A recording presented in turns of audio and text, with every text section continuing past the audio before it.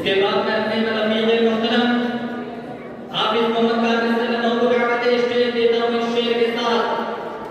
वतन की खास ज़रा एड़ियाँ लगने दे, वतन की खास ज़रा एड़ियाँ लगने दे, मुझे यकीन है पानी नहीं से निकलेगा। मैं नसूब से दरख्वास्त करता हूँ कि वो स्टेज पर तशरीफ लाएं और अपने शोरे पाक किताब से सामईन को नवाजें।